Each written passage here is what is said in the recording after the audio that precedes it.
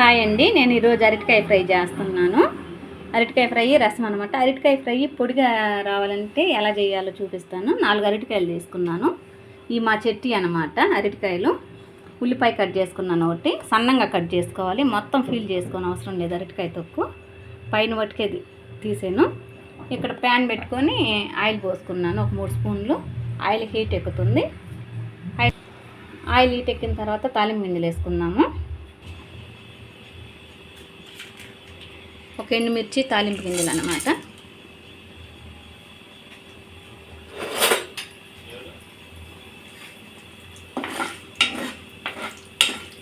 అరటికాయ తాలింపుకి చాలా తక్కువే పట్టింది ఆయిల్.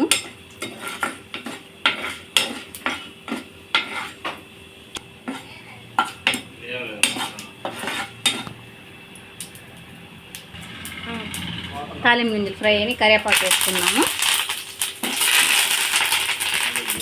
ఇప్పుడు ఈ ముక్కలు వేసేసుకుందాం, అరటికాయ ముక్కలు.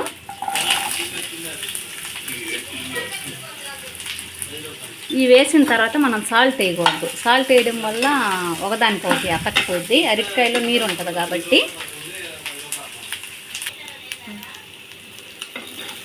సాల్ట్ వేయడం వల్ల ఒకదానికొకటి అతుక్కొని మెత్తగా అయిపోద్ది అనమాట అరటికాయ తాలింపు. ఇప్పుడు సాల్ట్ వేయకుండా ఉంటే కొంచెం ఫ్రై అయినాక సాల్ట్ వేసుకుంటే సరిపోద్ది, పొడి పొడిగా వస్తుంది కూర.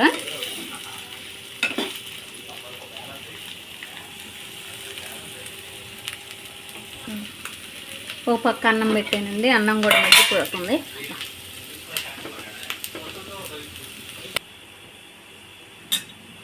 ఇప్పుడు కొంచెం మగ్గింది అరటికాయ.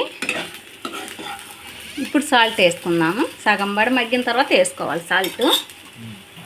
ఫస్ట్ వేస్తే మెత్తగా మగ్గిపోయిద్ది కూర. తగినంత సాల్ట్.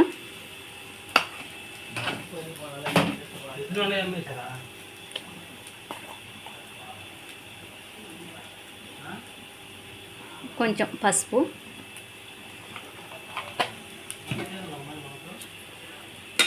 ఇప్పుడు కలబెట్టేసుకుందాం ఒకసారి.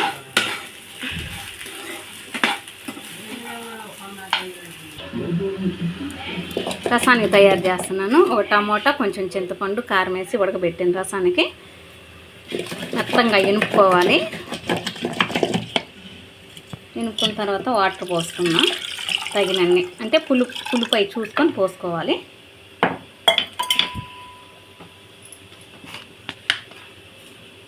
కొంచెం సాల్ట్,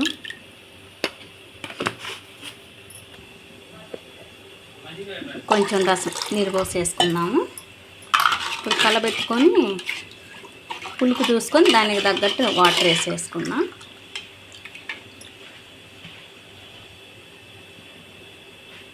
కొంచెం వేసేద్దాము.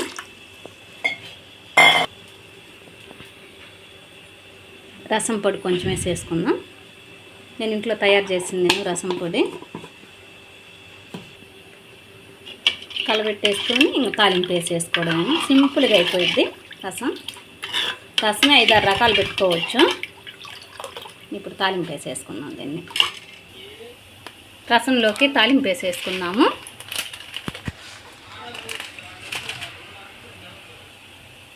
ఫస్ట్ జీలకర్ర,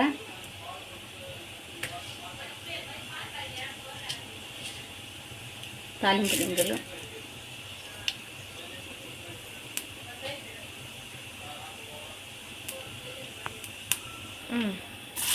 చిన్నులపాయలు 4 చితగొట్టుకొని వేసుకోవాలి. కరివేపాకు,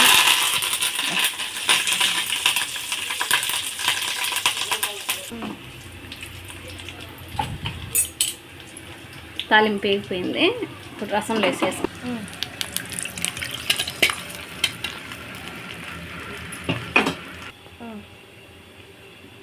రసం రెడీ అయిపోయింది. ఇప్పుడు కాగబెట్టి తెల్లనిస్తే సరిపోద్ది అన్నమాట.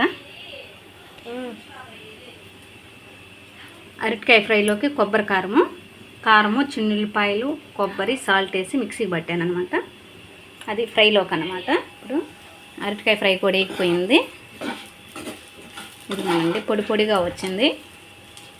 ఇప్పుడు కొబ్బరి కారం వేసేసుకుందాం.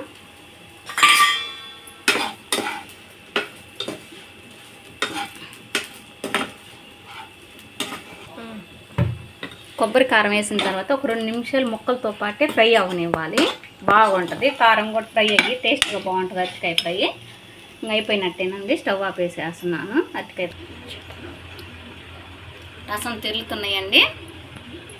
ఇప్పుడు టైం 1 అయింది, అన్నం తినేయడమే. వంట అయిపోయినట్టేనమాట. ఇంకా రసము అరటికాయ తాలింపు కాంబినేషన్ బాగుంటుందండి. మీరు కూడా ఒకసారి చేసుకోండి ఇలాగానే తప్పకుండా.